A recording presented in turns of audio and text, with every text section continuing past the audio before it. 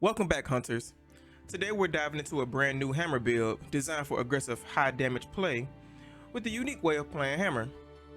If you're a great sword main and like getting big damage but never played a hammer, or my hammer bros if you want to feel like a budget greatsword main, whether you run it for the memes or seriously get down to business, then this build might be just for you. For this build, we're using the Death Venom Hammer as our primary weapon. This is only one of the two hammers in the game that comes with critical draw, which raises any draw attack to 100% affinity. This includes the full attack sequence of Mighty Charge Slam, the only move we'll be using. Charge Up is also present as well, which increases your power to induce stun on a monster using charge attacks. Death Venom Hammer packs a punch with its strong raw damage of 230 and poison buildup of 400, 430 by using wild sea oil when cooking, allowing for additional ticking damage against monsters, especially when you're not attacking the monster. Our secondary hammer will be Iron Devil. While this hammer does not have poison buildup, it does come with 220 raw damage. It is the second hammer that comes with critical draw, and it boasts a white sharpness multiplier as well.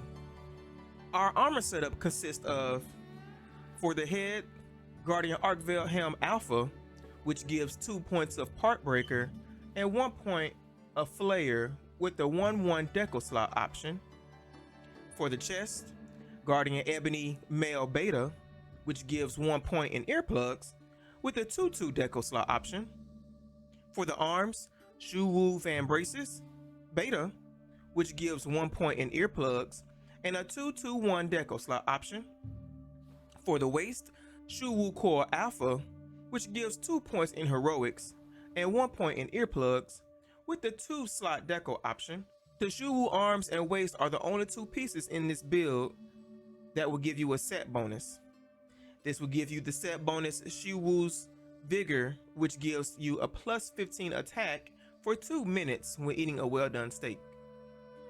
And for the legs, King Beetle Krura Alpha, which gives you 1 point in heroics, 1 point in flair, and 1 point in poison resistance, with the 2 slot deco option. For the talisman, we'll be going with Chainblade Charm 2, which gives us the remaining 2 points in flair, making it a total of 4.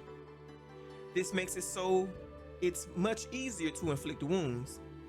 It also deals more additional non-elemental damage as well. And to top it off, we'll be using the Evasion Mantle, as it's the only qualifier in the setup, allowing you to dodge attacks with the weapon sheath to gain extra attack. The skills for this build will be a bit different this time around.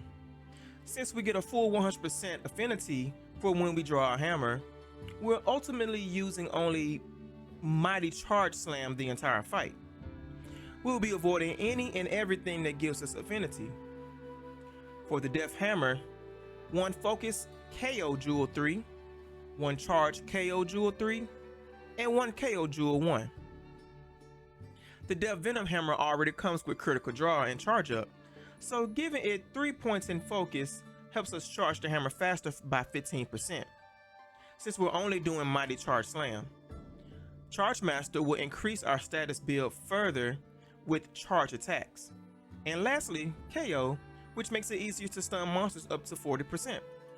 Plus, this pairs well with Charge Up, which induces stun when we hit the monsters with the charge attack. For our secondary, Iron Devil, 1 Focus KO Jewel 3, 1 KO Jewel 2, and 1 KO Jewel 1. The Iron Devil only has a 3/2/1 deco slot option, so it will be impossible to fit Charge Up into the hammer build without missing 2 points on Slugger. And we won't need Charge Master since the hammer deals raw damage, so it's not needed. For the armor, 3 Sheath Jewel 1s, 2 Potential Jewel 2s, 3 Counter Jewel 1s, and lastly, 1 Destroyer Jewel 1. Sheath Jewel, Quick Sheath, allows us to stow our hammer much faster so we can be on the move to set up for the next Mighty Charge Slam.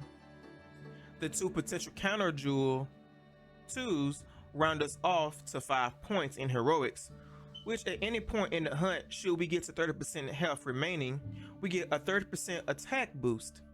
But the defensive increases are negated and do not work for level 5, while this skill is active. The 3 counter jewels to give us a full 3 points total in Counter Strike, which will solely be reliant on if the monster hit us out of our mighty charge, thus giving us our plus 25 attack when sent flying. Lastly, the 1 destroyer jewel, which gives us a full 3 points total in Part Breaker, increased part damage and damage dealt when destroying a wound by 30%. As you may have guessed from the beginning of the video, the playstyle for this hammer will be the same as you play a greatsword trying to pull off true charge slashes, or TCS.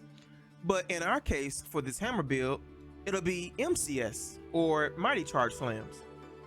This build synergizes well with the fact that our only attack would be mighty charge slam, since it's the only charge move that deals the most damage in our repertoire of charge attacks. And since mighty charge slam is our biggest hitter, Charge Master, Charged Up, and Crit Draw, Part Breaker, and Flayer are our key skills when it comes to this build, with heroics coming very close behind.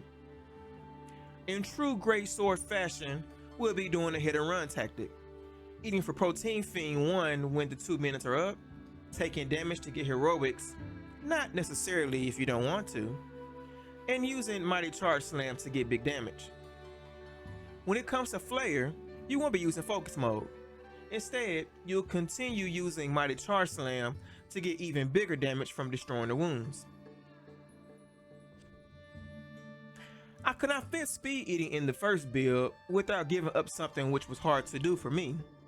But if you want speed eating to eat for Protein Fiend faster, then you could try this build, in which I was able to fit it in.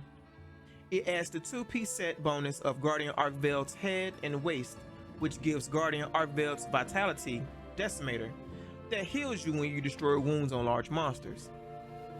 But this will mean healing you in the process if you were going for heroics, and the chest is changed to Jiwu Male Beta, as well as the charm making it Counter Charm 3 instead of Chainblade 2.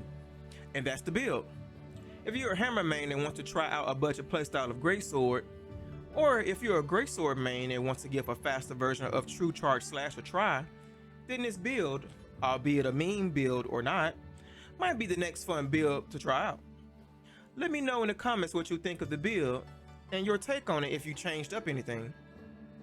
If you made it to the end of this video and you enjoyed it, be sure to like, comment, and subscribe for more Monster Hunter Wilds content.